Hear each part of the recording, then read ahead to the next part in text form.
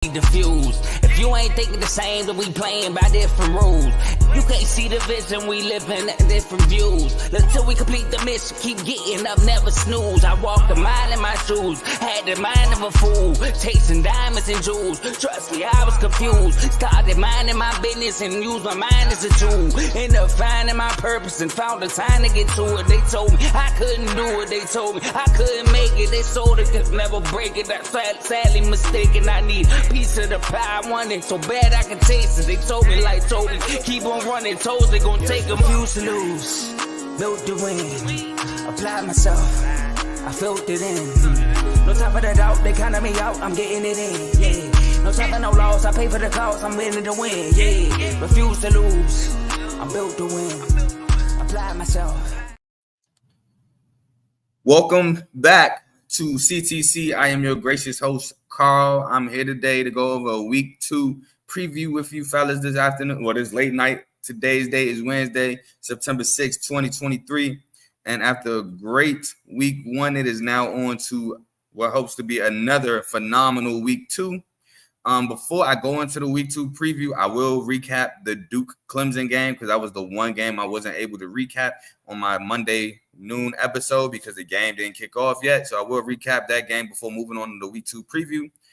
Before I do anything, though, however, I would like to ask if you like, comment, or subscribe to the channel on the video. I mean, if you like the content, leaving a like doesn't hurt. Subscribing doesn't hurt. I'm not the only show on this network.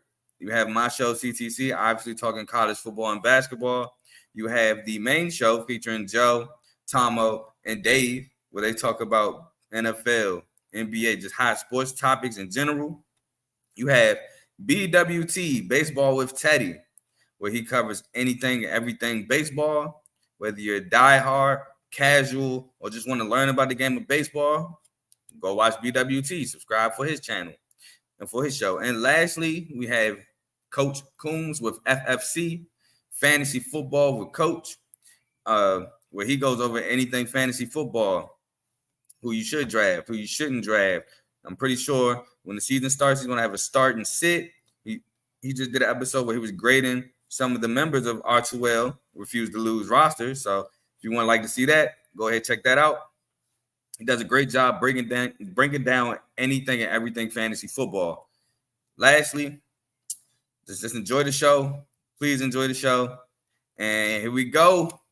We'll start with the game that a lot of people probably didn't see coming, which was Clemson at Duke. Number 9 Clemson at Duke. Clemson came in 13-point favorites. They came in with all the the prestige, everything, in Duke. They just came in with their hard hats, and boy, did they go to work. Cade Klubnik did not look too hot in that game. Clemson offense in general did not look too hot in that game.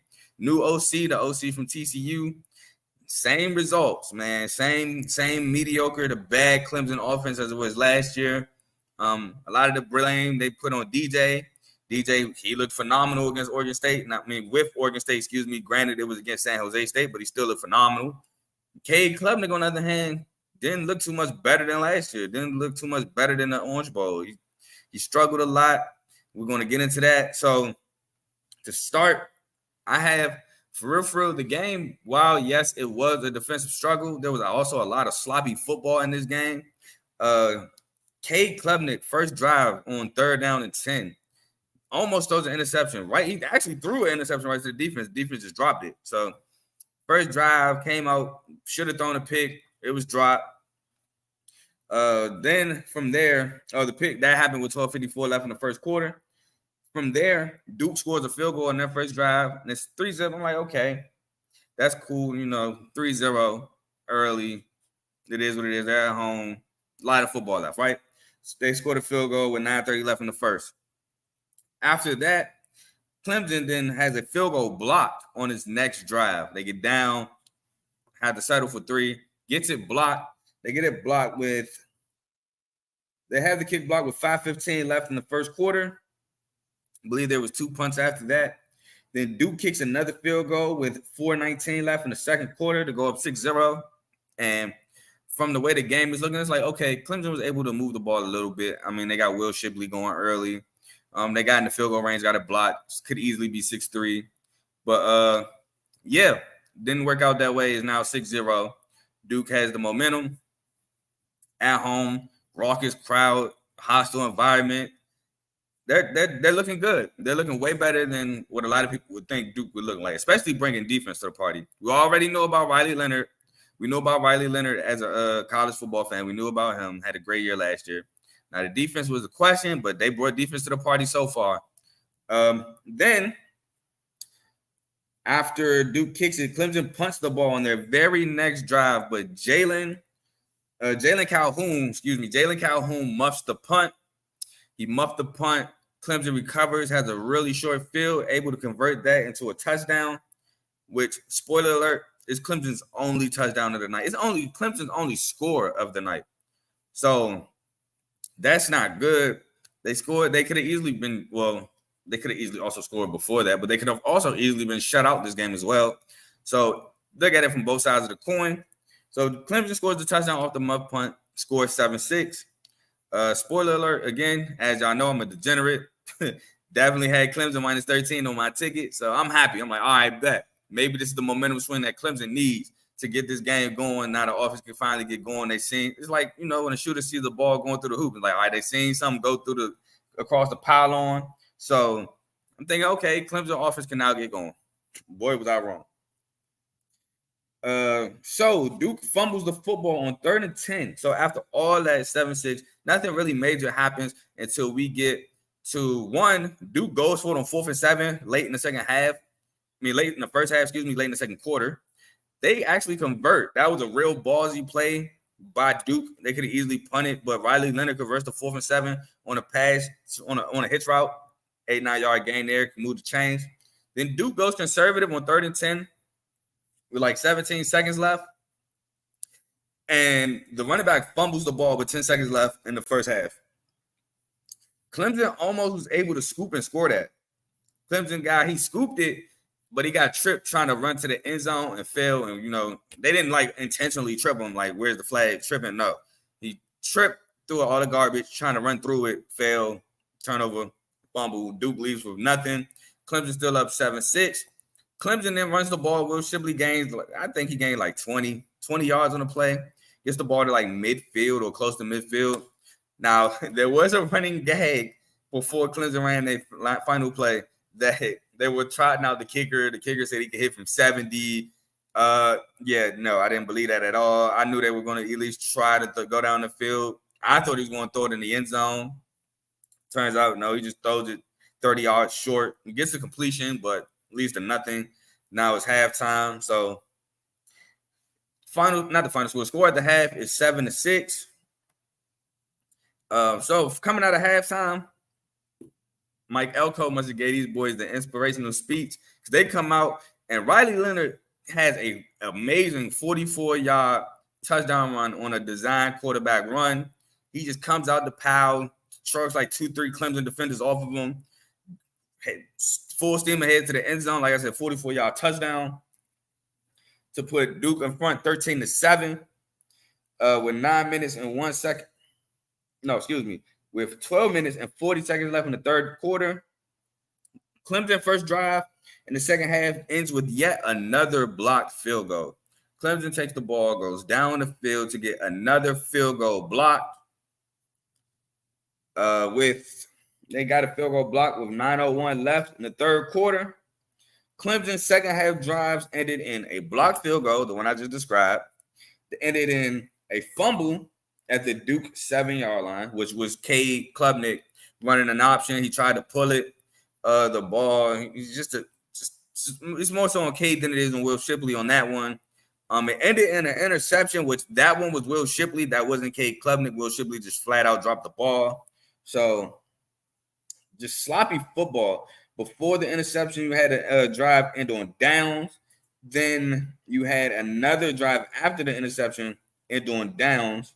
That one was a little controversial. So the last drive that ended on downs, you had Cade Klubnik running for the first down.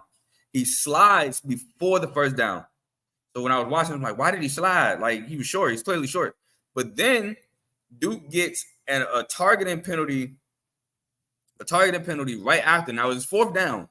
So they call it after the play, however. So they don't say during the play, they say after the play. So the ball is then changes possession. So it goes from Clemson to Duke. And the 15-yard penalty for targeting is tagged on after the ball is turned over. So it's still Duke's ball now, but they're just 15 yards back. But at that point, it's 28-7. The game is over. So it just is what it is. There's nothing that Clemson can do. The game is over. Duke had 2 rushing touchdowns by Waters. Jordan Waters had a 7-yard touchdown. Let me make sure that is correct. Jordan Waters had a 9-yard touchdown and a 36-yard dagger touchdown in the second half to put the game well away for Duke. Now, I do want to say this, like as this comment said, Clemson played so sloppy. The turnovers they had, the turnovers they should have had, the blocked field goals, everything about the Clemson game was sloppy. But I don't want that to distract the people from the fact that Duke's defense really balled. Duke's defense looked really good. They were blanketing the receivers for Clemson. Cade Klubnik, when he did have windows to throw through, I mean, he did pretty well. I wouldn't say that he played trash. I would say he played bad. Don't get me wrong, but I wouldn't say trash. I would say he played below average.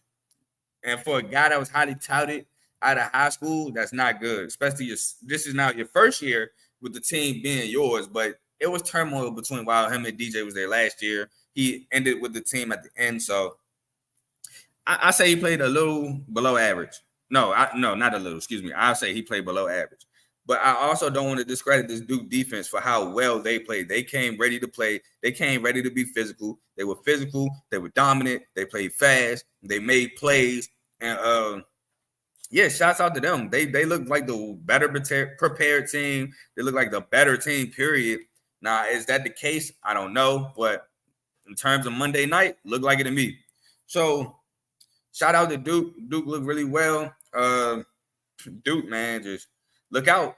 I know Duke's main problem last year was defense. And if that's solved, then, man, just be on the lookout. So, before I go into my week 2 preview, I do want to talk about the polls a little bit. Just a little bit. Just slightly. I'm going to pull them up real quick. Now, as you can see in the polls, Colorado is now in there.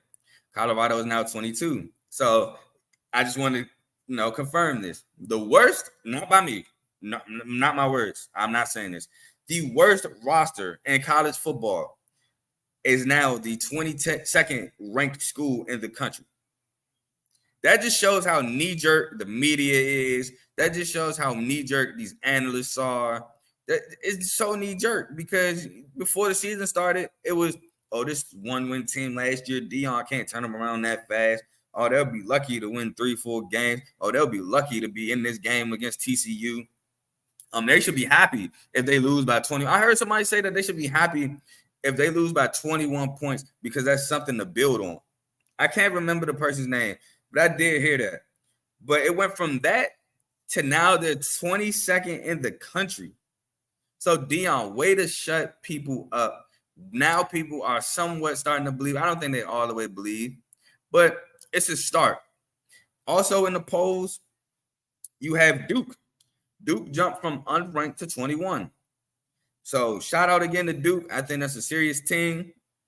You have Clemson dropped all the way from 9 to 25. Is that a little bit of an overreaction? Maybe. Am I mad at it? No. That offense looked horrendous. So I'm not all the way mad at that. Georgia stays at 1. Michigan stays at 2. How do I feel about that? I feel like Bama should have leaped them. I feel like FSU should have leaped them. I just feel that Michigan, I know they didn't have Harbaugh, right? I get it. They only put up 7 points in the second half against Eastern Carolina. This Michigan team, who's supposed to be dominant on all phases of the ball, my bad. There's no offense. There's no defense. There's just a we-fence. Come on, man. Like, are we serious right now? Are we serious? There's no offense. There's no defense. There's a we-fence. I know I'm a Michigan State fan, so a lot of people gonna look, oh, you just biased, you don't like that is corny. That is corny and untrue. But anyway, I digress. Florida State just beat LSU, who was ranked 5th in the country, by 21. And it was only 21 because of a garbage touchdown late in the game. It was really a 20.8 win until Brian Thomas broke off that long touchdown pass from Jaden Daniels, which made it 21. Florida State was underdogs in that game, and they won. They pulled off the upset. They jumped 4 spots. Don't get me wrong. They jumped to 4. But me personally, should be in front of Michigan with that win. Ohio State at 5. I'm not mad they dropped spots for the lack of offense they produced against Indiana. I'm not mad at all.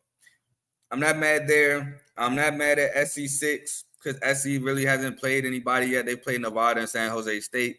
So not mad they're still at 6. Now, if you want to jump them over Ohio State because they were able to dominate those 2 games, put up 50-plus points and all those other things, then yes, by all means, I'm with it. I'm with you putting USC over Ohio State. Penn State at 7. I feel like that's pretty straight. That's pretty honorable. That's pretty cool right there. They as I talked about my week 1 preview, they might be under investigation. Just joking. They're not under no investigation, but they did score a garbage touchdown late to make the score look prettier. Washington at 8, they move up 2 spots. Tennessee at 9, they move up 2 spots. Notre Dame at 10, they move up 3 spots. Tennessee moves up 3 spots. Notre Dame moves up 3 spots. Texas at 11, they stay the same. No problems there. Utah at 12, moving up 2 spots. No problem there.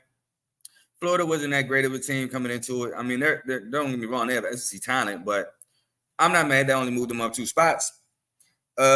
Oregon, 13, moving up 2 spots, putting up 81 on Portland State. 81 is impressive, but it's still Portland State. So 13 moving up 2 spots is cool. LSU drops from 5 to 14. Yeah, that's cool too. Maybe might still have them in front of Utah, maybe, but I'm cool with 14. No really argument there. Kansas State at 15 after beating, I believe, New Mexico. No, I don't think it was New Mexico. Give me 1 second. They beat Southeastern Missouri 45-0. So I'm not mad at that. 15 solid. Hold on 1 second. What up, Teddy? Thank you for peeping the show. I hope you enjoy. I'm about to get into these recaps. Just wanted to go over the polls real quick. So again, appreciate you, my boy. 16, Oregon State 1-0, beating San Jose State. Not mad there. Like I said, DJ looked really impressive. The defense looked good. I don't know if it looked as good as last year, but it still looked good. Looked like they were able to reload a little bit. North Carolina at 17. Now, if you have North Carolina in front of Oregon State after the way that North Carolina looked Saturday night against South Carolina, no arguments from me. No arguments from me there. Even at 15 in front of Kansas State, no arguments from me as well. North Carolina, 9 sacks. That is ridiculous. That is dominant. Drake May, being Drake May, going 11 for 12 at 1.1 on 1 incompletion being a drop. Looking basically unstoppable. No arguments if you have North Carolina at 15. Oklahoma at 18 after making Butch Jones cry and winning 73-0. It's cool with me. Still Arkansas State. Like, no offense to Arkansas State, but these things are kind of expected. Now, you can't expect a shutout, but it is what it is there. Wisconsin at 19, 1-0 after beating, 1 second. They beat, that's not them. I want to say it was Buffalo. Yeah, they beat Buffalo 38-17. So I'm not mad there. They didn't move up or down. Pretty much handled business there. That's what that says. Ole Miss at 20. Now, they didn't really play anybody spectacular either. They played Mercer. They put up 73-7. So same amount of points as Oklahoma, but they gave up a touchdown. So not mad at them being 20. Duke, already explained. Shout out. Colorado, 22, already explained. 23, Texas A&M. Didn't move a spot. They played New Mexico. 152-10. Not really a test. Cool to see Texas A&M score, though. So, you know what I'm saying? Because Jimbo Fisher's offenses the last few years has not been looking phenomenal. but he gave up play call of duty. So good there. Tulane 24 beating Southern Alabama by 20 plus. So not mad there. Always love when a group of 5 school gets shown power in the top 25 ranking. So not mad there. And Clemson at 25 already explained. So that's my little take on the polls. We move forward to week 2, brand new week, and it kicks off tomorrow with Murray State at Louisville. Thursday, tomorrow, 7:30 on ACC Network.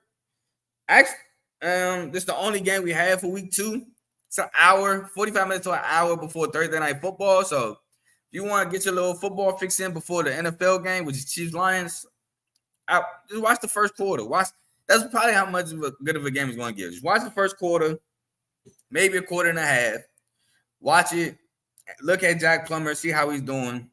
See if he gets the command of the offense a little bit more. I get he had Jeff Brom at Purdue at one point, but that was years ago. So if you want to watch this, I'm not mad at you. I will be for sure watching this until the game come on. Then this will go from my main TV to my phone while I watch the NFL. I will be watching this throughout the NFL game because for recap purposes, and I like college football, so here's what it is there. Now, some things about the game. Murray State. Can Murray State exploit Louisville run defense like Georgia Tech did in the second quarter? All right. If they can exploit the run defense like Georgia Tech did, that led Georgia Tech to scoring 28 points in that second quarter. So they can put up some points there. That's one way they could exploit Louisville.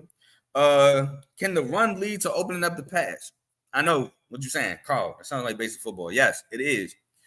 But here's the thing. Murray State is an FCS school going against FBS talent on their defense. So, yeah, Louisville can load the box if you're exploiting the run. But can these receivers win their one-on-ones on the outside if that happens? That's the question. If they can't, then Louisville won't be, they can get away with just loading the box because they don't fear you on the outside on the perimeters. They don't fear you in the slot. They don't fear you tight end. They don't fear you throwing the ball. They're going to load the box, dare you to pass. And if you can't do that, it's over with. From there, can Murray State defense get to Jack Plummer? Can they cause a turnover? Jack Plummer, he threw one pick, I believe, last week against Georgia Tech. But, quarterback, if you speed up that clock in their head, they start to make worse decisions. Decision-making gets worse and worse. That leads to interceptions because they're not able to read the defense properly. Leads to picks, leads to turnovers. Can they get to them? Can they sack them? Can they get them to fumble the ball with a sack? These are all things. This is a question that Murray State has to answer on defense. Now, Louisville, Jack Plummer, can he light up Murray State like he was lighting up Georgia Tech? FCS defense going against them FBS talented receivers. Can he light them up? Defense, can they show that what I was just talking about, the second quarter against Georgia Tech, can they show that was a fluke? Can they show, hey, look, that game right against Georgia Tech, the final score was 39-34. They put up 28 points in the second quarter. Quarters 1, 3, and 4, they only put up 6. Can they continue to show that was just a fluke? Things happen. It's football. You know what I'm saying? Momentum shifts, things of that nature. Let's just go out there and show them that that's not going to be consistently us. Now, can the D-line put pressure on the quarterback like they were doing to Haynes King? Remember, Haynes King fumbled in a 1-point game that Louisville recovered. Can they do the same thing to Murray State? Can they get there? Can they put pressure on them? Not even if they hit them or sack them, but hurry them. You know what I'm saying? Can they, make them think that they're going to be there? Speed up the clock, just like Jake Plummer. Can they speed up this quarterback's clock? DBs, can they hang? Man, bad handwriting. Oh my God, I don't even know what I wrote. Oh, can they man up these FCS receivers? Self-explanatory. Can they go one-on-one with these receivers so that way Louisville can send blitzes? Louisville can fill the box if they have to. Louisville can just, once you can man up receivers, the sky's the limit with schemes you can do on defense. You can send exotic blitzes. You can send blitzes. You can go 4-man rush. You can, man, the world is yours at that point. And can they put the game away early?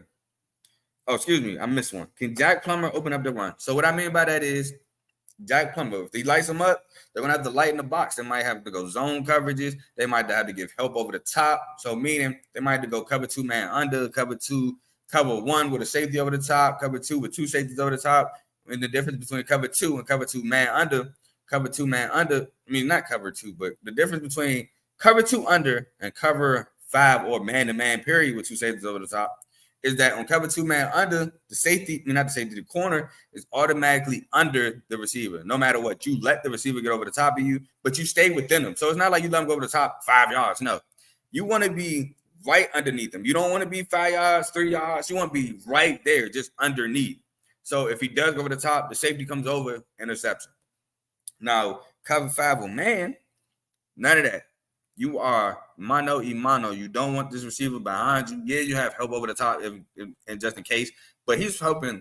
He's splitting half to sideline. He's there to help you. Let's say if it's a slide over there, he's there to help the slide if he beats deep, etc.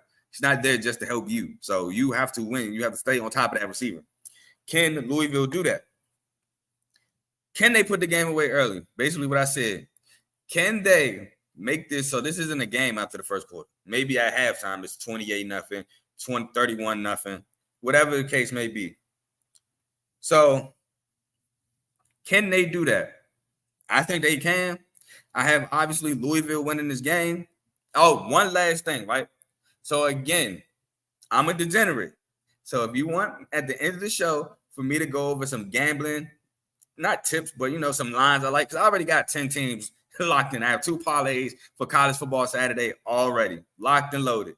So if you want me to go over a little bit of what I like this weekend, let me know in the comment section. I will gladly do it. Got my phone right here. Got FanDuel on my phone. Got the lines up. Let's get it. I'll gladly do it. So moving on, we have Friday. We have no NFL. So lock into some college football Friday night. We have Indiana State at Indiana.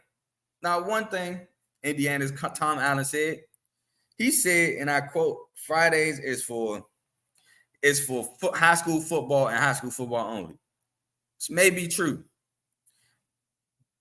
And I know I just told y'all to watch this game, but this game ain't exactly, I probably would rather watch a high school football game than this game.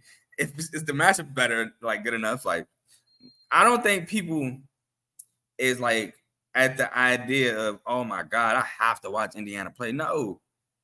So I think he was saying that to say, like, we're not going to get that much attention because the game's Friday night. And no offense, but Indiana probably wasn't going to get that much attention at all because it's Indiana. No offense, but it's the truth. It's the truth. So, but I digress. Friday, Indiana State at Indiana, Friday, 7 o'clock on Big Ten Network. So for Indiana State, can the quarterback take care of the football against an FBS defense? Now, pretty self-explanatory. Can they not turn the ball over against Indiana? Indiana held Ohio State to 23 points. Indiana, I don't know how to feel about this defense. I don't know if it was because Ohio State had Cowlin, first-time quarterback, first Big Ten game, thrown in the fire early, or if that defense is really that good. This game honestly won't tell me that either, but it at least would be another game they could stack. If they could keep stacking games, if they continue to move forward, it's like, all right, then we had, like, we seen it. We seen the 23. We seen the whatever with Indiana State. We seen such and such. Can they stack it? Can Indiana State get any offense going? Same thing. If he can take care of the football, what can he do when he takes care of the football? Can he lead his team down the field? Can he sustain drives? Can he get them in field goal range at least? Like, just because you're taking care of the ball doesn't mean you're necessarily scoring. I can punt all day, but I still took care of the football. We just couldn't get things moving. Can they get the ball moving against Indiana?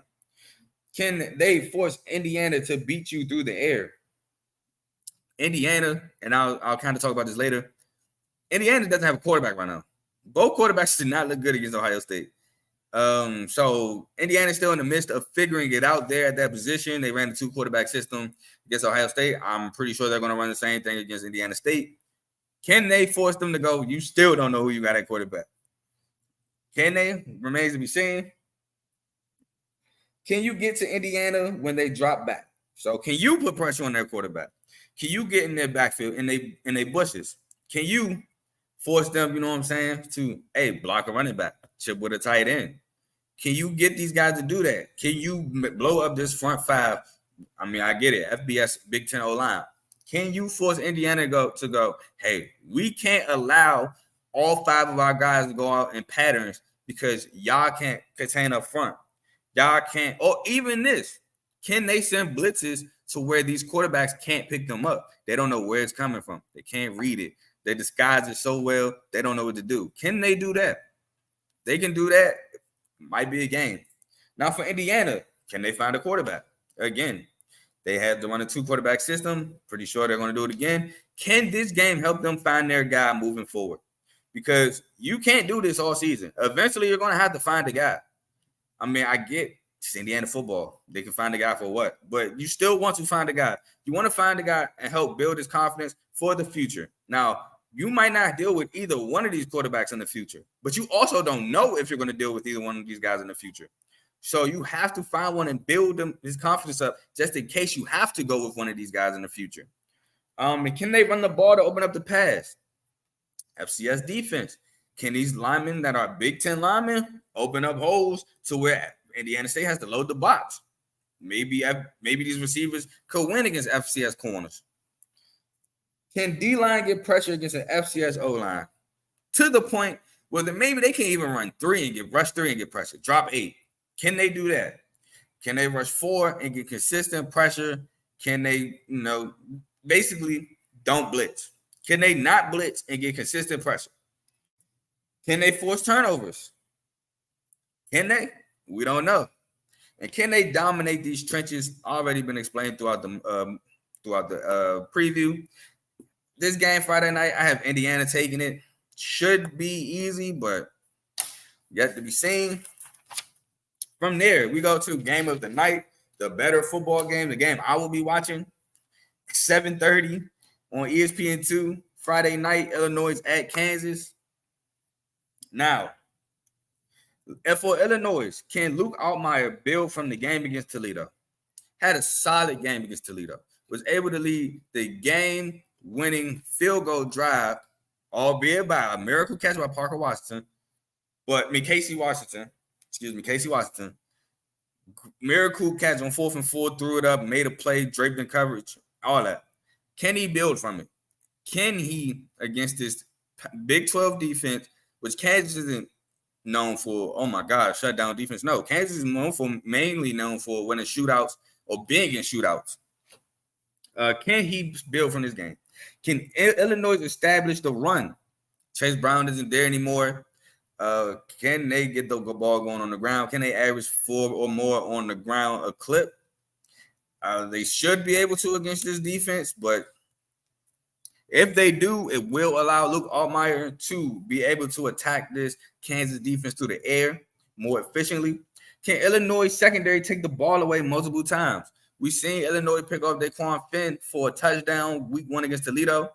We've seen this Illinois secondary be stingy last year. Now, again, most of those players are now gone to the league, but the defense still looks good. It still looks I won't say a shell of themselves, because I think I'm more above a shell of themselves from last year, but I think it's still a pretty good defense.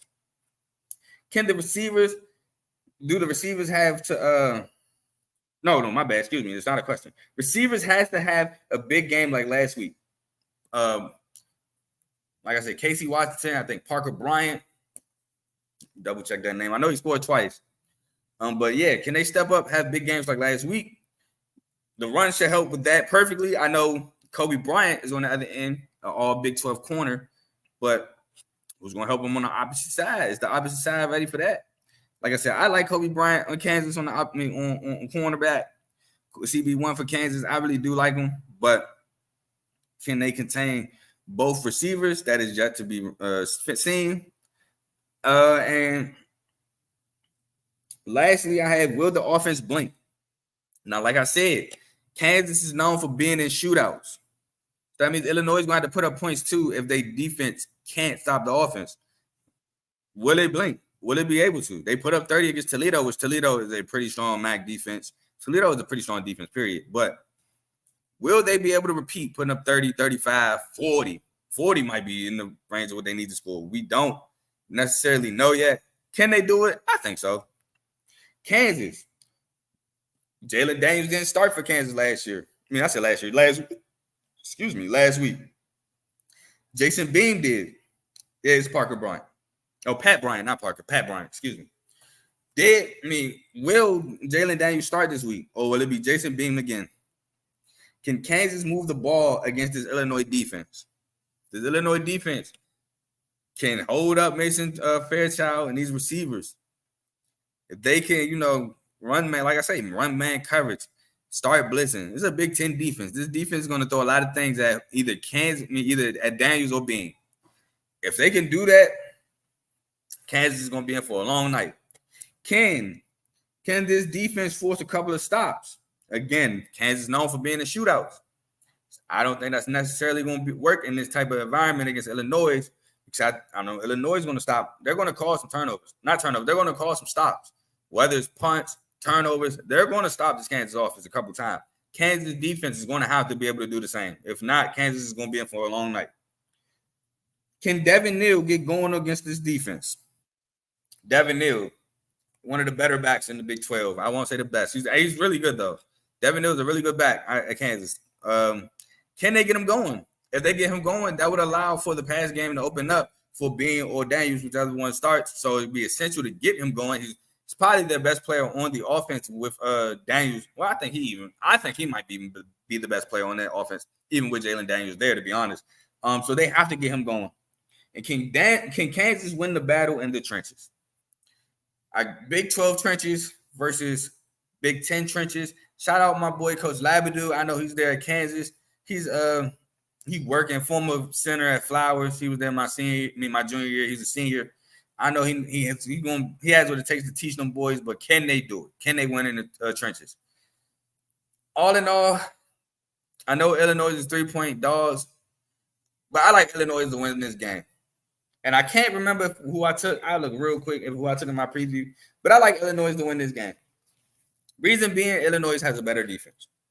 I think they can score with Kansas. I don't know if Kansas is going to be able to get key stops against Illinois like Illinois can against Kansas. So with that being said, give me Illinois. And this goes against what I have in my preview. I have Illinois actually losing to Kansas in my preview, but I like Illinois here. And Teddy, you're exactly right. Games are won in the trenches. I know those guys don't get the credit a lot because they don't have the 50-yard touchdown passes or the 50-yard catches or the one-handed snags or the 90-yard run where you stiff-armed the guy or made two people miss. They don't have none of that. They just open the holes for that. They just protect the quarterback to be able to throw that. So they're the unsung heroes. But we all know games are won in the trenches. But give me Illinois to win Friday night in Kansas. Now we move on to Saturday. Notre Dame at NC State, ranked 10 Notre Dame, excuse me. Let me respect these colleges. Ranked 10 Notre Dame at NC State, Saturday, noon on ABC. Before I get into this preview, I would like to say I know normally I do 5 games at noon. I think I do 5 games from 3:30 to 7, and I do 5 games from 7 to late night. This week got a little twist. I got the same. I got 5 games for noon, but the late night was so good, I took a game off of 3 to 7, and I added it to 7 to late night. So I have 4 games from 3 to 7, 4 games from 3 to 7, and I have 6 games from 7 to late night. So still 15, but mixed it up a little bit. I think KU could bang with Illinois 2 ace. I think Illinois is going to be able to get key stops if need be, if it's on them to get key stops. While I don't think Kansas will be able to get key stops if it was called upon against them. Now, moving on to Notre Dame and NC State. Notre Dame, Sam Hartman has familiarity with NC State, being in the ACC for so long, played them a couple times. He has the familiarity there. Can the defense beat up Brennan Armstrong? Can they get to him? Brennan Armstrong, when he played UConn, was the leading passer and the leading rusher. And Brennan Armstrong, in the interview after, said, you don't want your quarterback to be that. Like, he'll do it, but it's not ideal. Can Notre Dame get to him? To the point where he can't. He don't have time to throw the ball. He don't have time to, well, not trying to rush, but he's not trying to be the leading rusher there. He's trying to hand the ball off, get his running backs going. Can he get it going in the pass game? They have to put pressure on Brennan Armstrong. Brennan Armstrong looks like it's going to be, like I thought in the offseason, it looks like he's going to be the focal point of this offense, both running and passing. So can they get to him? Can they disrupt him? Can they turn NC State one-dimensional? Meaning they shut down the run. The run has no impact in this game. They try. I know NC State's going to try to run a ball, but can they make it to the point where you're trying, and eventually it's just going nowhere? So NC State has to sling the ball around. If that's the case, these guys, especially with Benjamin Morrison and all these guys, they're just ready. They're just waiting to intercept the ball. They're just ready. So I think if they do turn NC State one-dimensional, Brennan Armstrong might get turnover happy, might throw 1 or 2 interceptions, works right in Notre Dame's hands. Now, Notre Dame, they got a stable of running backs. Can they keep these running backs fresh? Can they run the rock? Have Sam Hartman, make Sam Hartman's job much, much easier. We know what Sam Hartman is going to do in the passing game. We know he's going to look phenomenal. He's going to look great. He's going to be able to pick this NC State defense apart when called upon. But can we rely on these stable of running backs? Can these running backs get the ground game going to where Hartman don't have to do it 24/7 or 12? Have that, whatever that may be. Hartman he does it when called upon. He does it just to keep the defense off balance, stuff like that. Now, North Carolina State, can they find a run game besides Armstrong? Like I said, was the leading rusher and passer in that game. Can they have a running back step up to run the ball and take the pressure off Brennan Armstrong so he doesn't have to run as much, doesn't take as many hits, can open up the defense, can lighten up the box to be able to throw the ball better? Not lighten up the box. To load the box, to be able to have more lanes to throw the ball.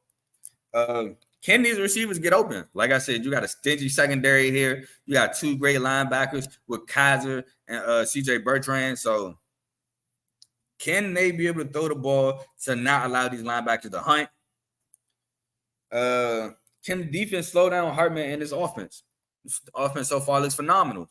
We all know what Sam Hartman is capable of. We all know that when Sam Hartman decided to transfer to Notre Dame, it put Notre Dame in playoff contention. It bolstered them back into the spotlight that Notre Dame fans have been yearning for. We know this. So can the NC State slow this offense down? And lastly, don't get behind the chains. Like I said, they have to have a running back step up. They don't. They're going to get behind the chains. And it's hard to sustain drives when you're behind the chains 24/7 or most of the game. When you're behind the chains, not a lot of teams have a lot of plays to keep getting you from the hole that you're digging yourself in being behind the chains. So have to not be behind the chains, 3 yards here, 4 yards here, 5 yards, break a big one, chunk play, stuff like that to stay ahead of the chains. If those things can be done, NC State has a shot. But in my opinion, Notre Dame wins the game. I think they win the game easily. I think they win it hands down. Don't know the line. Well, got it in the comments. Let me know. Might be a line. I actually do know the line. Might be something I bet on. Moving on. We have ranked 12 Utah at Baylor, 12 p.m. on ESPN Saturday. Utah, will Cam Rising be back?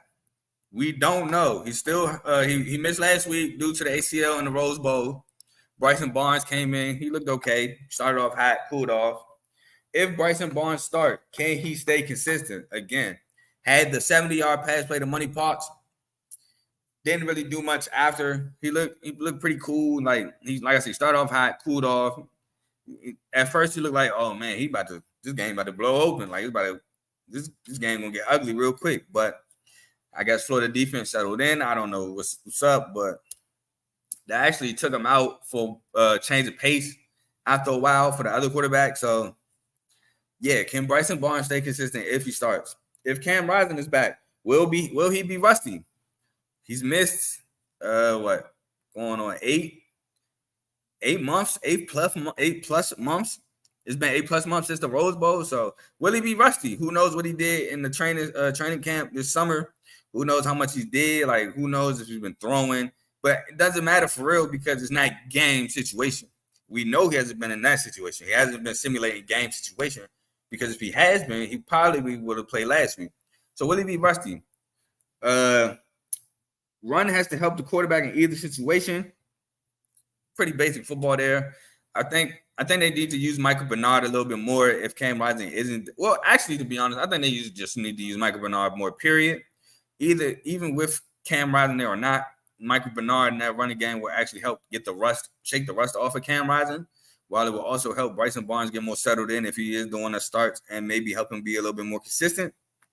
Defense has to repeat what they did against Florida. They had 5 sacks and an interception, not to mention turning Florida over twice on down. So can they do the same thing? Turning the ball over, pressuring the quarterback. Blake Shapen is hurt. Blake Shapen won't be there for Baylor for 2-3 weeks with some MCL trouble. So they're turning to another guy.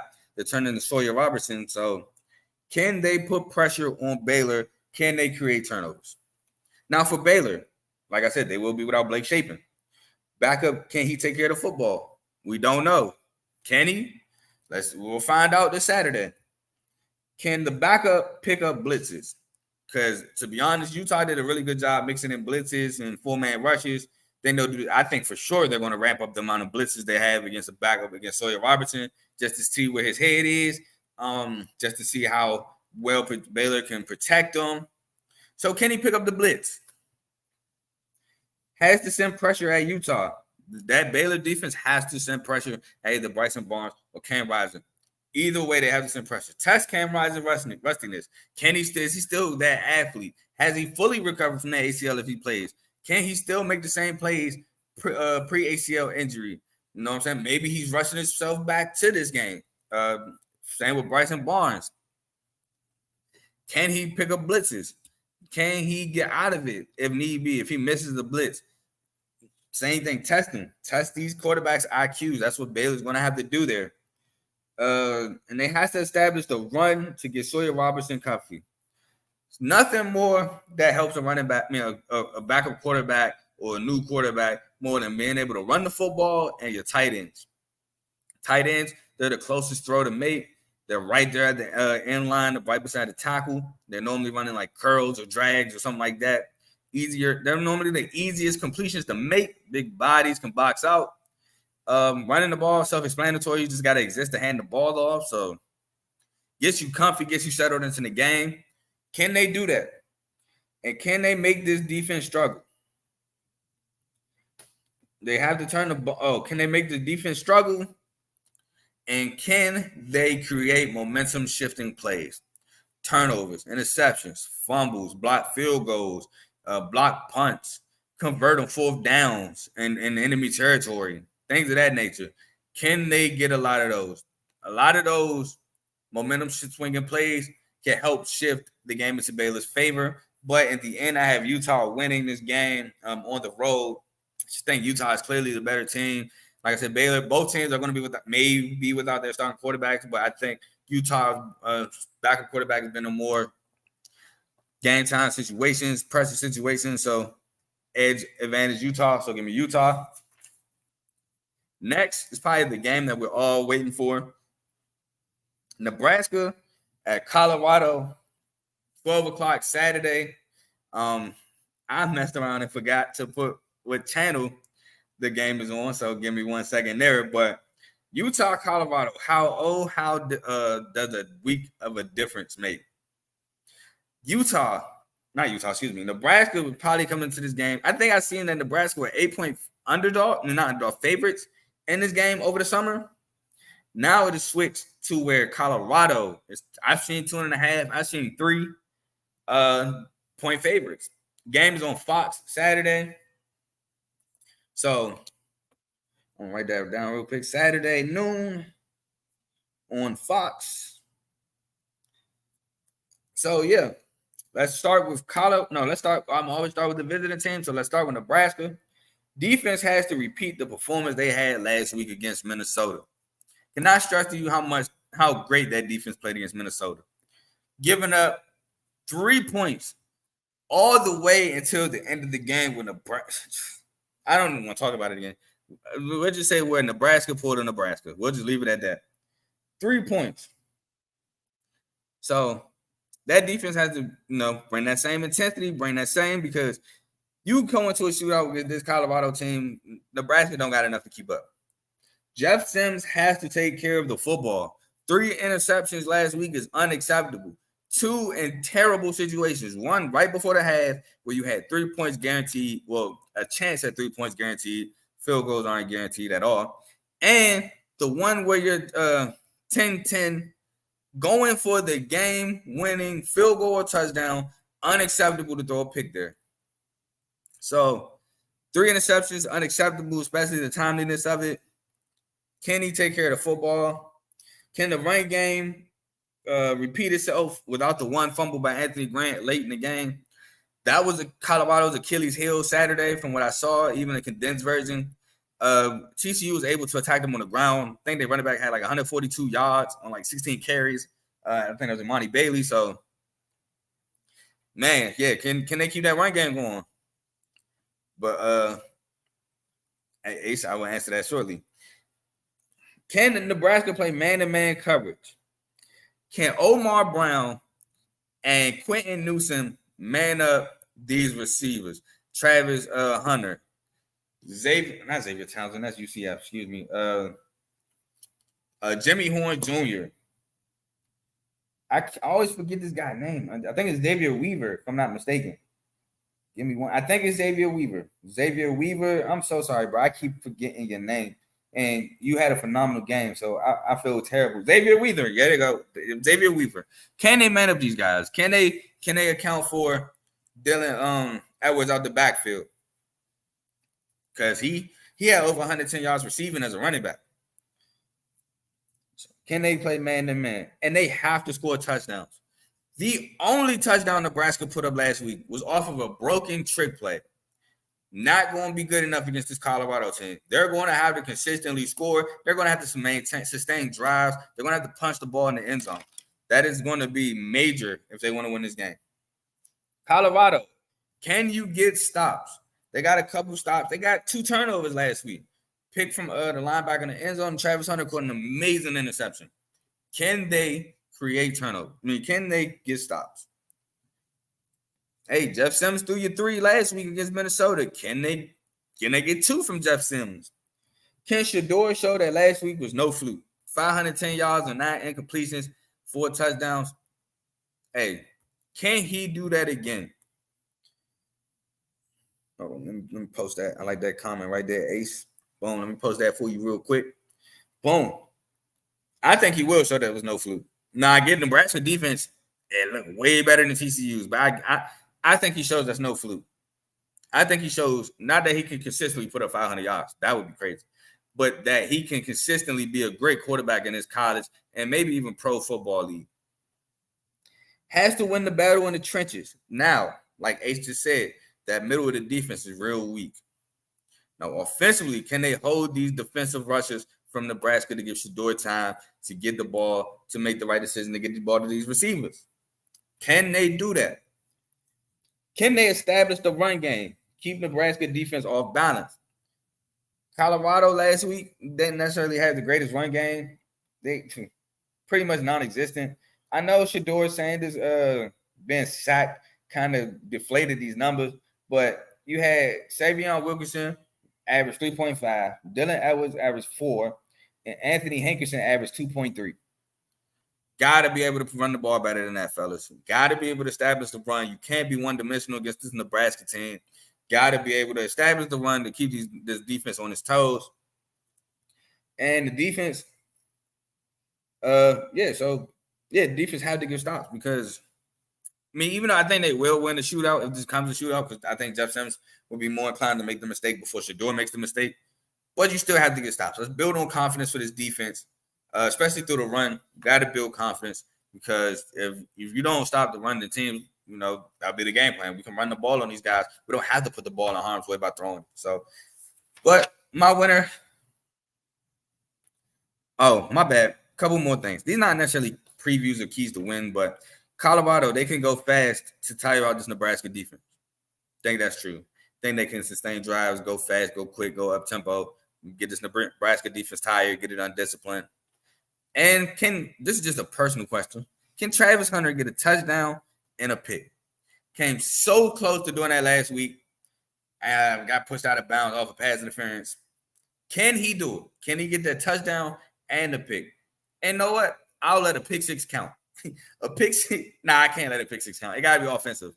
Can he get an offensive touchdown and an interception? Personal challenge to Travis Hunter. I think he can do it. I hope he can do it. I know he can do it. Moving on. My winner, I have Colorado winning because I don't think Jeff Sims and this offense is going to be able to score with Colorado. I think Jeff Sims is going to turn the ball over, which is going to be the downfall of this team yet again. And so far, Nebraska hasn't shown me that they're not Nebraska. I thought it would be a rule world order. I thought that things were going to change. And last week showed me that while this team is better than last year, they still suffer from the same thing, and that's not finishing games, not closing out wins. I think that's going to be a problem again this week. So moving on, we got Purdue at Virginia Tech, Saturday noon on ESPN2. Purdue coming off that heartbreaking loss to Fresno State. Paid all that money, lost. This is heartbreaking. Now, can Purdue pass to open up the run? Last week against Fresno State, that run game was not really effective. I mean, Devin Mockleby had a touchdown, but it wasn't really effective at all. Can Purdue keep up high-scoring offense? I think they can. I think that's Purdue's bread and butter right now. The offense is their bread and butter. Defensively is not. They need to get some defense there. And that goes into my next point. Defense. If they can stop Virginia Tech 4 drives throughout this game, they should win. They have to get 4 stops, whether it's punts, picks, fumbles, etc. Have to get 4 stops. If they can consistently score at that high pace, 4 stops to win in the game. Hudson Card has to replicate or build on the Fresno State game. Hudson Card had a great game. I know my guy ain't really necessarily a Hudson Card fan, and I think he's cool. I think he's a good college quarterback. Don't get me wrong. I don't think he's like pro talent or anything like that. But, Hudson Card is going to have to build on that game against Fresno State. I think he can. I think Purdue has to be prepared to score 35+. 34 didn't win him the game last week. Or was it 35-39? I think it was 35-39, if I'm not mistaken, actually. So, yeah, so they're going to have to put up points. Yep, 35-39. They're going to have to put up more than 35 points probably. Now, Virginia Tech offense isn't as great, and I don't like Virginia Tech quarterback as much as I like Mikey King. So, maybe 35 can win them the game, but just to be safe, I'm going to say 35+. Virginia Tech, can Grant Wells pass for 3+ touchdowns again? Now, Old Dominion, they caused 3 fumbles on Virginia Tech, if I'm not mistaken. But Old Dominion fumbled, I believe, 3 times as well. Wait, I might be remembering the wrong game. Hold on, give me 1 second. But yeah, Virginia Tech is going to have to be able to score. Can Grant Wells consistently get this team in the end zone? Because Purdue, like I said, Purdue is their calling card is not defense, not even close. It's that offense. Even with Aiden O'Connell had to score plenty of points. If you were able to stop Purdue's offense, you were able to win the game because defensively they're not going to stop you. Virginia Tech is in the same situation. Even though I'm not that high on Virginia Tech's offense as well, can Virginia Tech score? That is the question that needs to be answered. Be prepared for a shootout. Again, they're going to score. Can you score to match them? Can you score more to beat them, which is the whole objective of the game? I don't think Virginia Tech is going to stop them from scoring. Can they match? Has to also be able to establish the run. Now, this part is kind of, I know it's the same thing, but I'm saying it a little different. Can they establish the run to, for clock control purposes? Keep Purdue's offense off the field, control the clock, have long time of possessions. Force Purdue to have the rush to score. Because when you force teams to rush, that's when turnovers happen. That's when picks happen. So can they keep the ball? Can they keep this offense on the field long enough to sustain 8-minute drives, 7-minute drives, let's not forget the new rules. Every first down, the clock doesn't stop anymore. It's only the last 2 minutes of each half. So can they sustain these long drives to 4 touchdowns? They have to be touchdowns. They can't be 3. They have to be touchdowns. Can they do that? Can defense force a turnover? Goes into the thing where I say they have to get 4 stops. Can they get a turnover? Can the turnover be one of the ways they get a stop? Can VTech replicate 5-sack performance? Have to get the Hudson card. I think that is key. They have to get the Hudson card. If they can get the Hudson card, it slows down this Purdue offense. You slow down this Purdue offense, it forces Purdue to play defense, and that's where you can beat them, forcing Purdue to play defense. Now, with that being said, I believe Virginia Tech is the favorite being at home, but I'm going with Purdue here. I don't think Virginia Tech is going to be able to keep up with Purdue's offense. I get Purdue's defense being not that great will allow Virginia Tech to score, but I don't know if they score enough. Give me Purdue in a high-scoring game. I say maybe 35-31, maybe even 42-35 or 42-38, something along those lines. Just give me Purdue to win a high-scoring game. All right. And I just wanted to fact check real quick about that Old Dominion Virginia Tech game. I don't see it in my notes. I think I'm remembering a different game. Yeah, I'm remembering a different game. Old Dominion did fumble twice in this game, but Virginia Tech did not fumble. I am remembering a different game. I will try to find it in my notes which game I wrote down. There's a game where a team fumbled 3 times, but the team they went against also fumbled 3 times. We'll find that for you. Not that one, however. So next, we're moving on to James Madison at UVA. James Madison at UVA, 12 o'clock noon, Saturday on ESPNU. James Madison, can the run game stay effective for JMU? Same thing.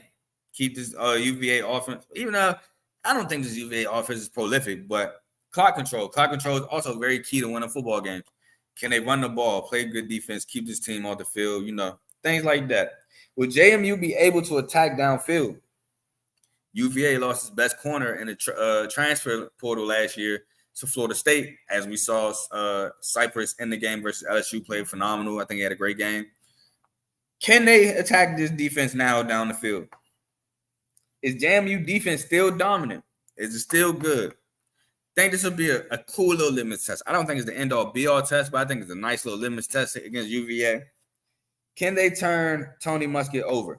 Tony Muskett transferred from Monmouth, FCS school. Can they get to him? Can they turn him over? Pretty self-explanatory there. Who starts at quarterback versus UVA? Now, James Madison had 3 quarterbacks play. Starter was Alonzo Barnett, who went 3 for 11, 15 yards, and a pick. While Jordan McLeod came in later and had 7 for 11, 144 yards, and 2 touchdowns. Who's going to start that game remains to be seen. Going off the numbers, clearly if you look Jordan McLeod, but maybe Barnett had a bad game. Maybe Barnett looked better throughout the summer. We don't know. Well, we do know he had a bad game, but we don't know if that's consistently him or not. Now, Virginia. Virginia had some moments, in my opinion, defensively versus Tennessee. Now, Tennessee had drops, don't get me wrong, especially that dime. That wasn't a squirrel white, but Virginia had some moments. They had some not key stops because they lost 49-13, but they just had some stops. Can UVA score points consistently versus JMU? Now, you might look and say, Virginia, JMU consistently scores. Are we sure we're talking about the right schools? Yes.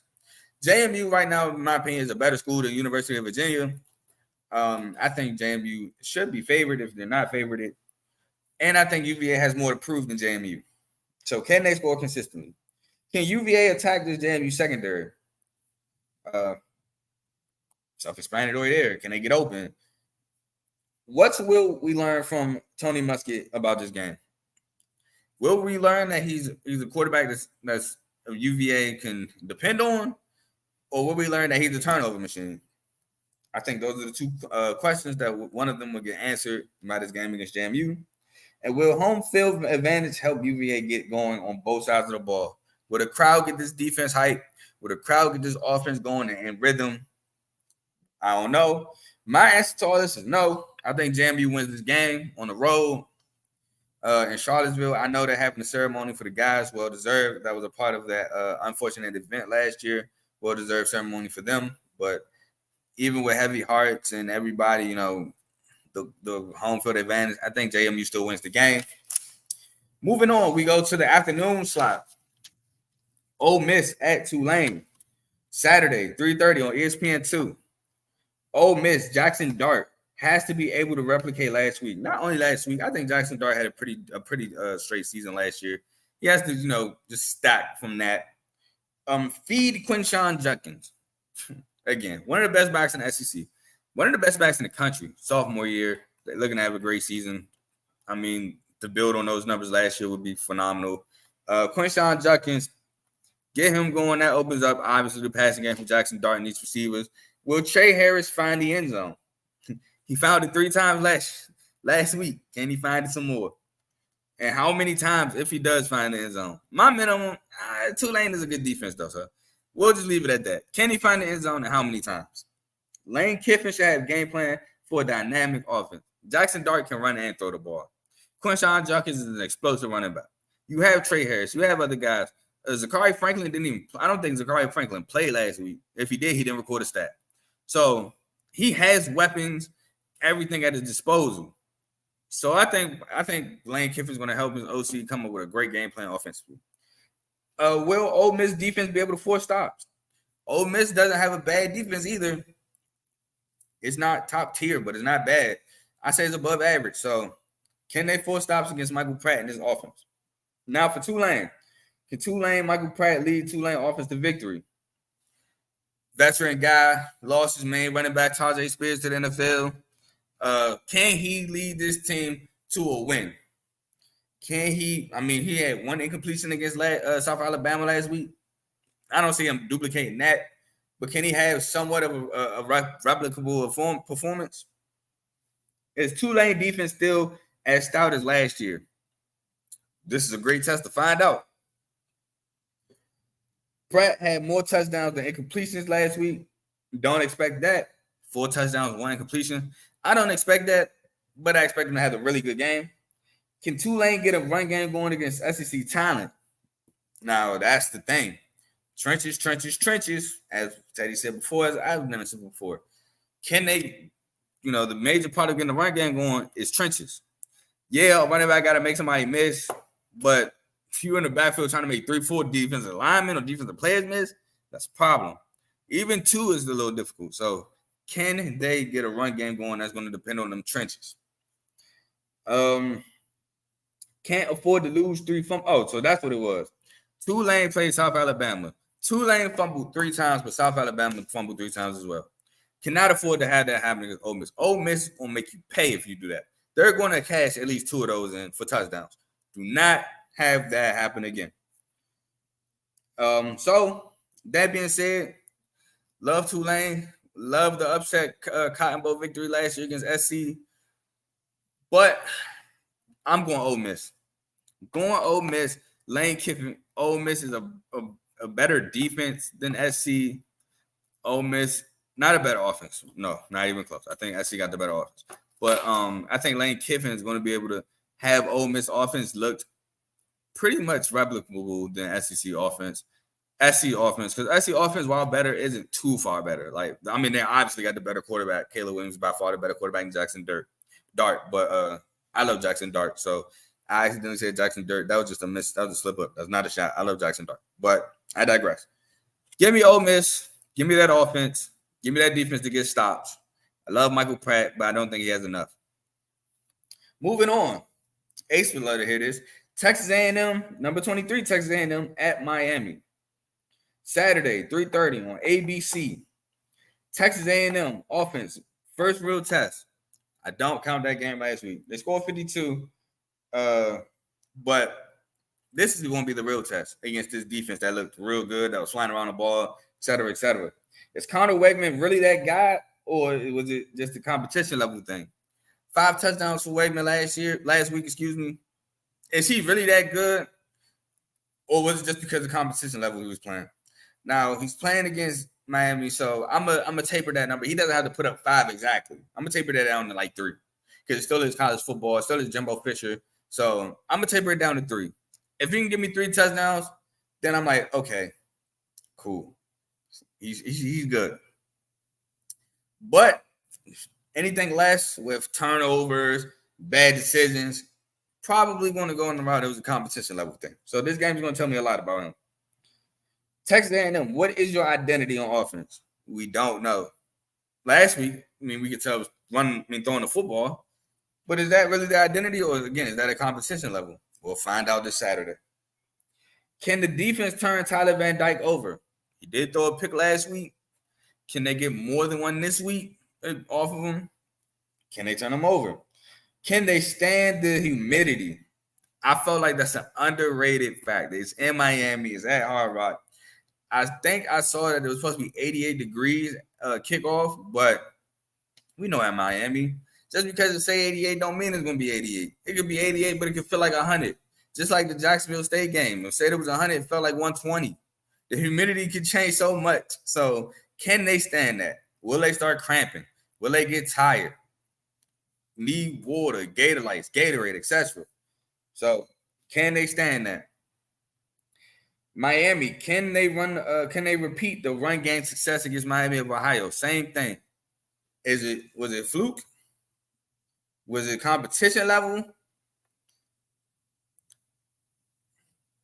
So we'll find out.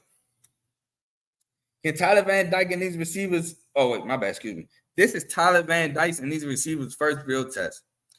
I don't think Miami of Ohio was the real test there. I think this game will show if these young guys or these guys are good enough. I know they look good against Miami of Ohio, but it's a different talent level here with Texas A&M. I think this is a real test. Tyler Van Dyke, defense has to play fast again and fly to the football. They look really good, especially Cam Kitchens. I haven't seen Cam Kitchens in special teams, so looked really good last week. Flying to the football fast, like I already explained. Can they do the same thing? Can they even get a pick off corner? Remain to be seen. Cam Kitchens has to be everywhere again. I already said. Can the O-line hold up again against SEC talent? Can they give Van Dyke the time to find these receivers? Van Dyke had all the time in the world last week against Miami of Ohio. I remember a play, he had like 5-6 seconds to throw the ball. So can they repeat the same thing as Texas A&M? And can this team wear down Texas A&M? What I mean by that, running the football, if that's effective, that's wearing you down. Mixed in with the heat and humidity, it's wearing the team down. Can they get to this quarterback, wear the quarterback down, speed up his clock, things like that. That's all goes a part of wearing a team down. Can they do that? Now, I'm having a hard time. I know in my preview, I took Texas A&M. And I kind of lean Texas A&M to win. But I do like some of the things I saw from Miami about the U. I did like a couple of things I saw. I'm having a hard time picking this game still. I'm going to go with my preview. I'm going to have some conviction in my preview. I'm going to go Texas A&M. Y'all can kill me if they lose. I'm sticking behind my – hey, that's funny. I know, man. I'm sorry, but – preview I had Texas A&M. I'm going to go Texas A&M. Moving on to probably going to be the lowest scoring game of the day.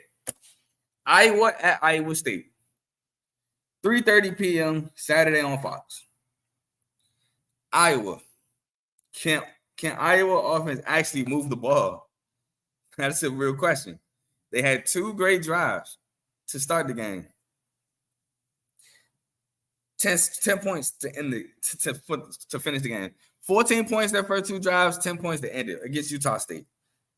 Iowa State is going to have a better defense. So, can they move the ball? Can Cade McNamara provide a spot? Again, those 2 drives were great. However, weren't able to consistently do it throughout the game.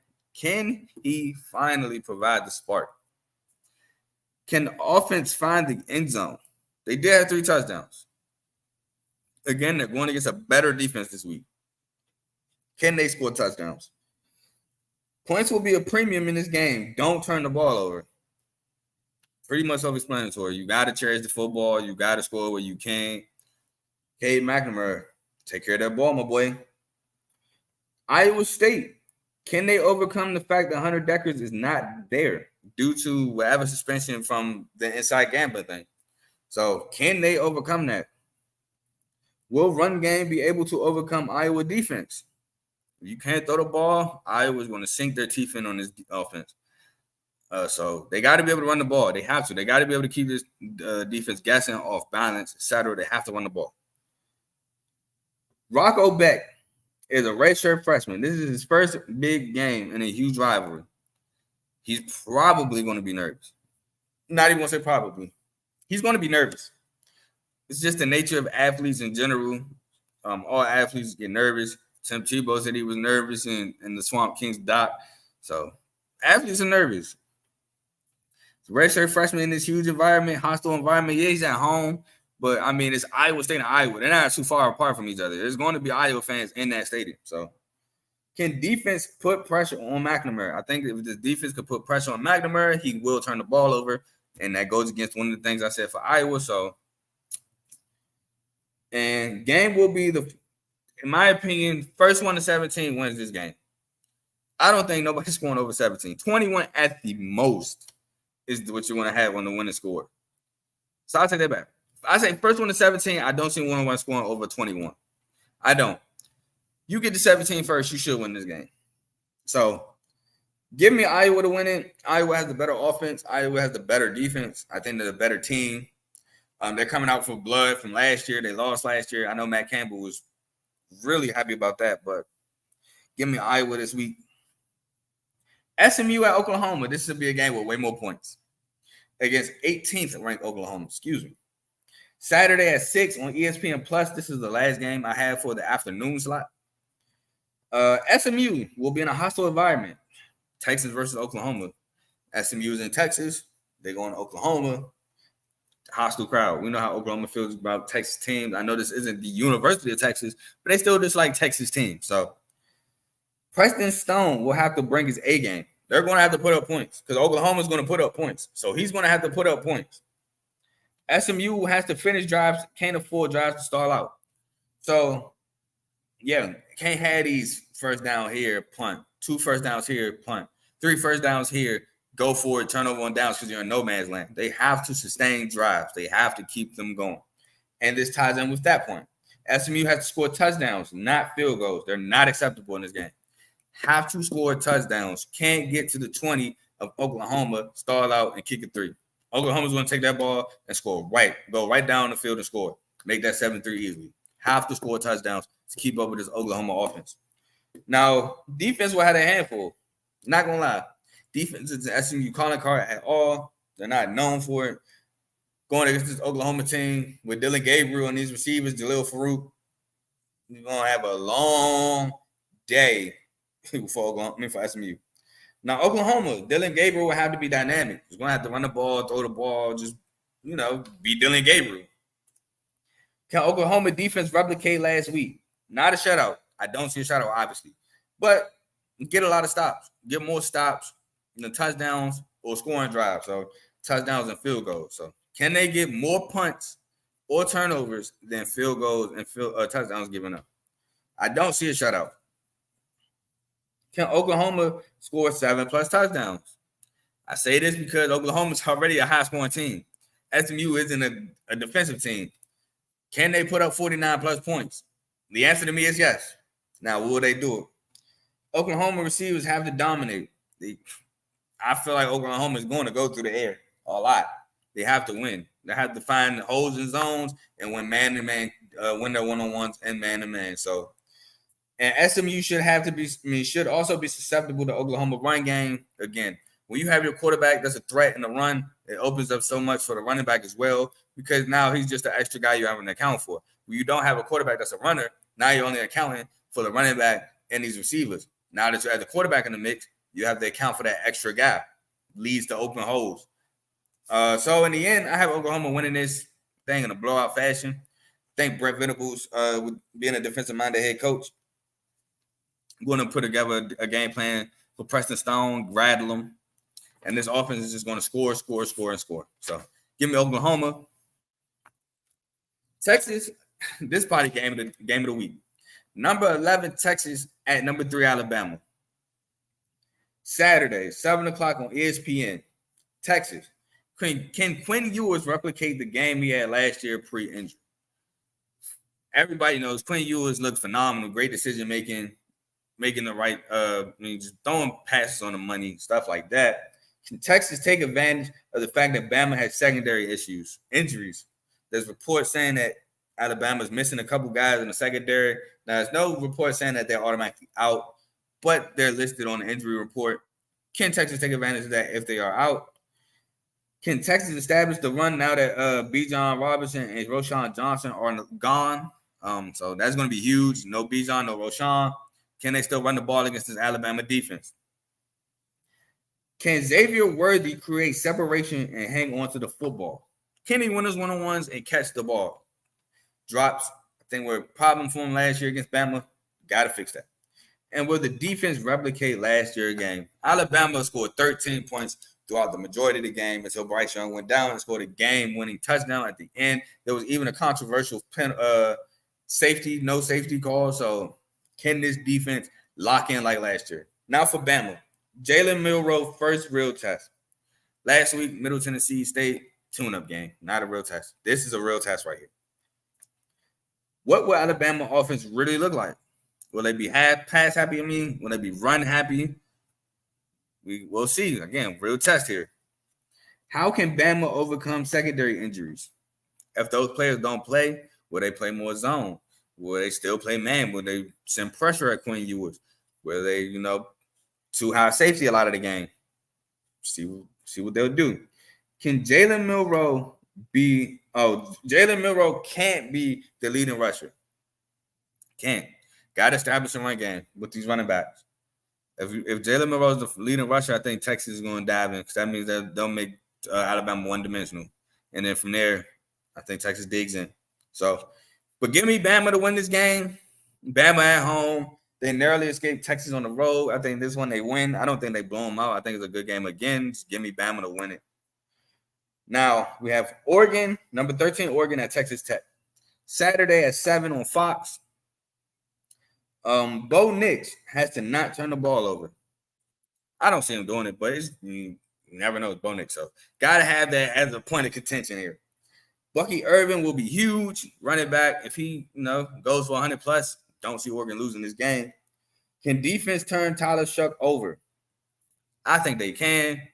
Tyler Shuck can be bad with the ball at times. I think he's a good quarterback, don't get me wrong, but I think he can turn it over. I think you can be turnover prone sometimes. Will defense get stops or will it be a shootout? We saw Texas Tech score pretty early and pretty fast against Wyoming. That also then led to a meltdown. We've seen Texas Tech, be up and down roller coaster. So can Oregon, not really necessarily known for defense, can they get these stops?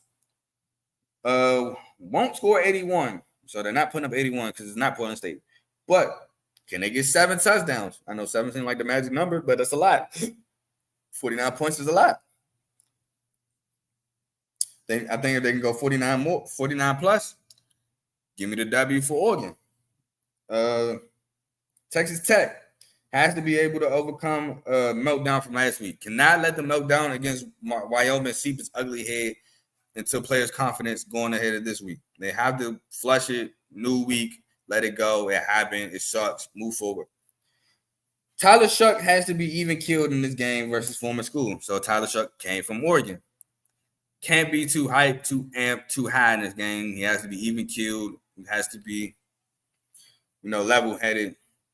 Can't psych himself out this game. Can defense get stops? They got stops against Wyoming, but they couldn't. So can they get stops against this high-powered Oregon offense? Can offense consistently score touchdowns? Again, Texas Tech came out the gate hot. Cool it off. If they come out the gate hot, they gotta stay hot against this Oregon offense. Can Texas Tech get Taj Brooks going? Getting Taj Brooks going, the running back, going to help calm down Tyler Shuck, get Tyler Shuck more passing lanes to throw the ball, et cetera, et cetera. We know what a good run game does for a good passing game. But in the end, give me Oregon to win this game. Give me Oregon by multiple touchdowns to win this game. And we move on to UCF at Boise State. I think this is a pretty underrated game. UCF, John Rice Plumlee. Just hang in there with me, guys. We got 4 more games and then we're done. John Rice Plumlee has to not throw dumb turnovers. He had 2 dumb, uncalled for picks, and he lost a fumble last week. So all 3 turnovers was his fault. Can offense stay explosive? They put up 56 points, looked really good. Like I said, them 3 turnovers could have been worse. Looked really good against Kent State. Defense has to dominate yet again. Defense, again, man, just looked real good. Got to the quarterback with pressure on his Kent State team last week. Looked really well. Xavier Townsend has to continue to make timely plays. Like I said, every time it looked like UCF needed to make a play, passing the ball, Xavier Townsend dialed his number. He was right there. You can call on him anytime. He's always there. Can he continue that? Can UCF create turnovers? Boise State, Taven Green last week had 4 picks. Not 4 picks, 2 picks. He threw 2 picks. I don't know where I got 4 from. He had 2 picks. Can they make that a theme? Can they do that again? Can they pick them off again this week? Boise State better bring offense to the party. They better bring that offense because UCF will score points. Boise State is going to have to score. Taylor Green has to take care of the football again through 2 picks. Defense has to get consistent stops.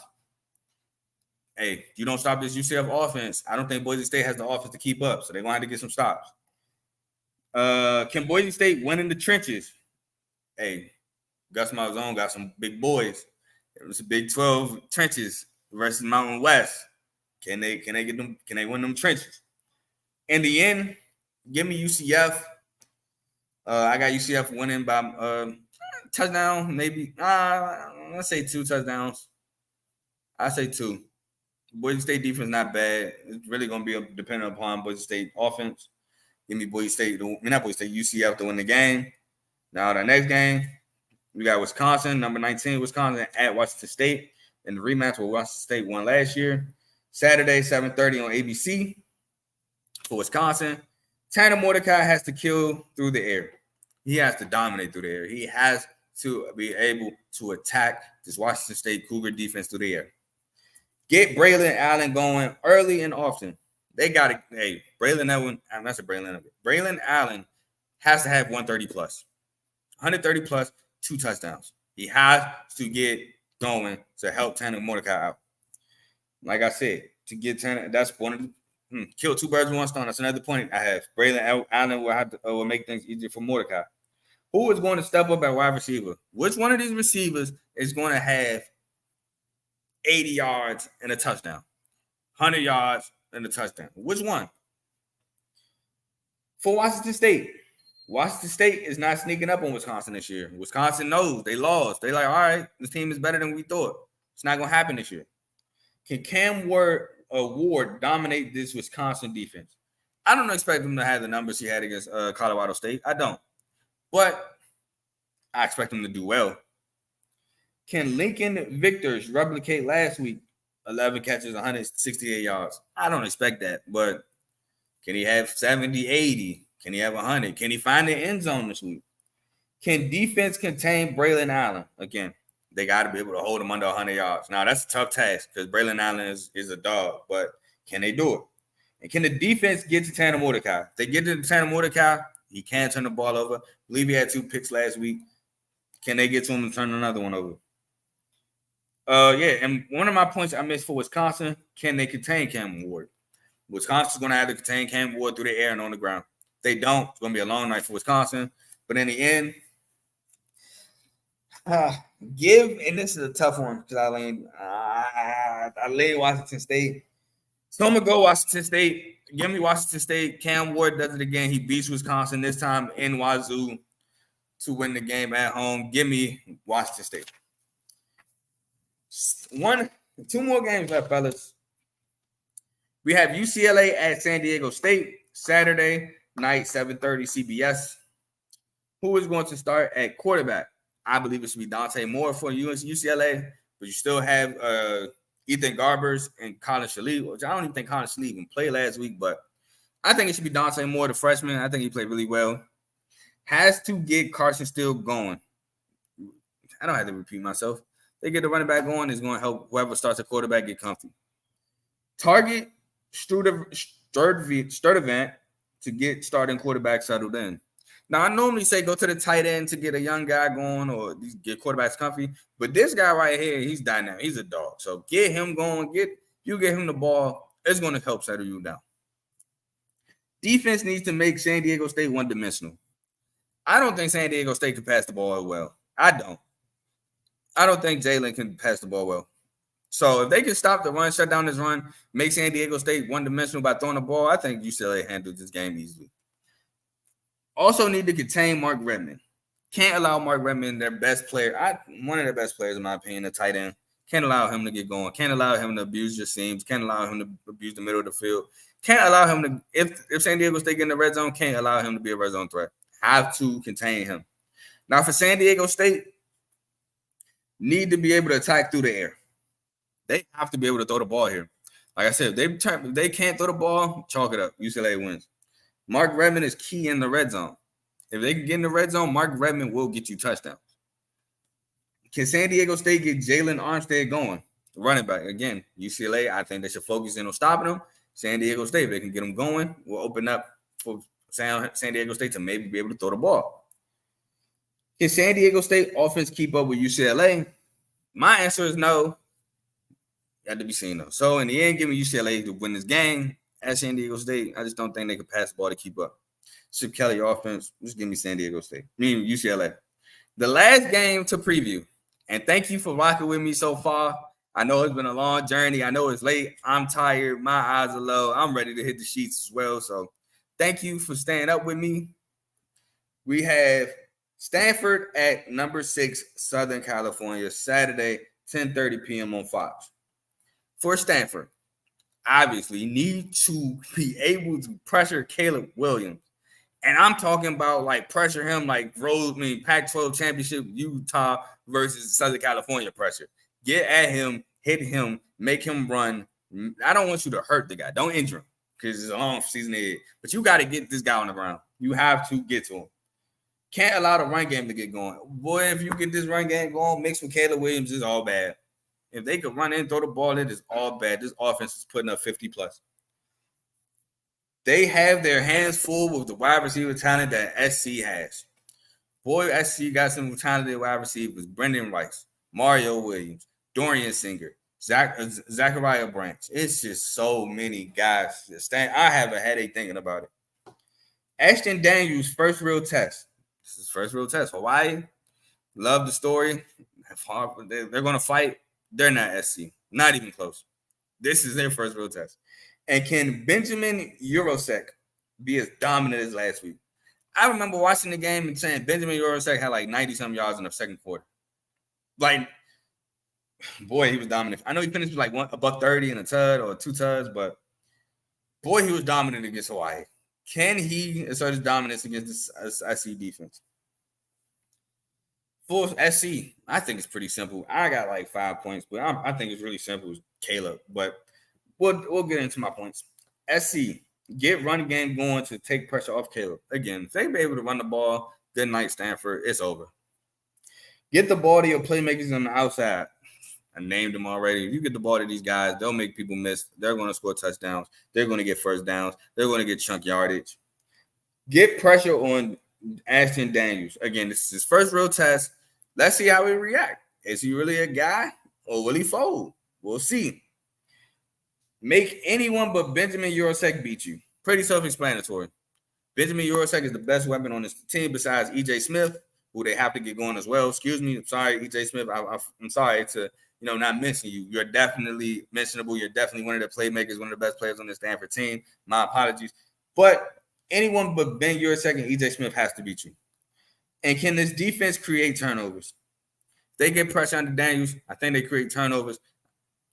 I don't have to say too much. I think SC wins this game by like multiple. I mean like multiple, not a couple, multiple touchdowns. I don't think Stanford can score with SC. I think it's a blow like it's been in years past. I know certain years Stanford's been able to keep themselves in games with SC. Wasn't the case last year. Caleb Williams has been one of the best quarterbacks in SC history. Probably. I would probably have to go far. I'm comfortable saying he's better than Carson Palmer. I'm comfortable saying he's better than Matt Leinart. I'm comfortable saying he's better than Sanchez, John David Booty, et cetera, et cetera. I'm comfortable saying these things. So Caleb Williams probably been the best quarterback in SC history for a long time. And I would have to go deep to find somebody better than him. So give me SC to win this game.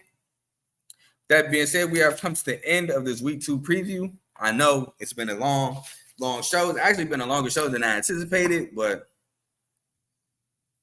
and I appreciate you for watching, Teddy. I really do. But I know it's been a longer show than anticipated.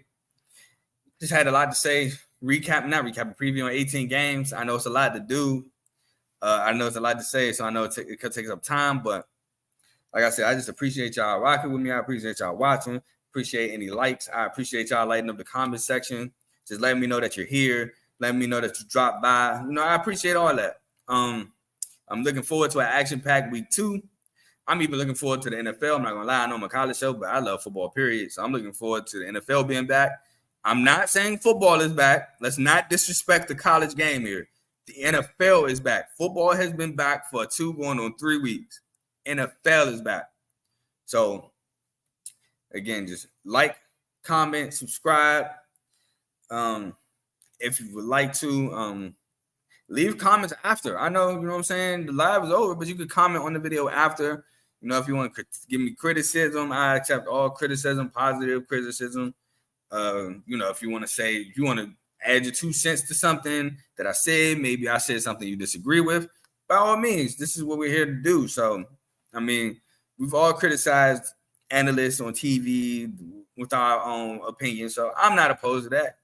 I actually embrace it. So if you have any disagreements, write them down in the comment section. Lastly, if you want to debate further in the comment section, there's a way to do that. Become a member. Click the link, become a member.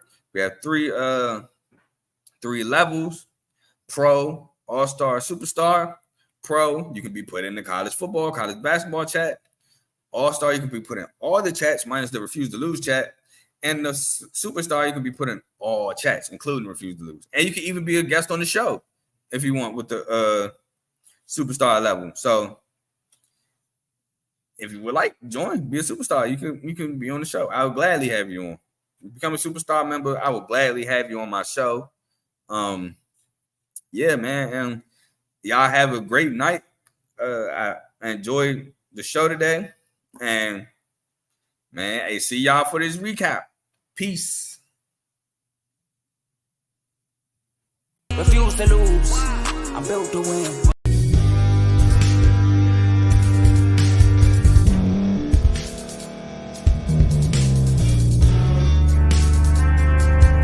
Thank you for staying to the end. If you're watching this on YouTube, please like this video, subscribe, and also hit that notification button so you can be notified next time we put out a video. If you're listening on any podcast platform, subscribe and hit that notification button, y'all, so you can be notified we put out another podcast audio.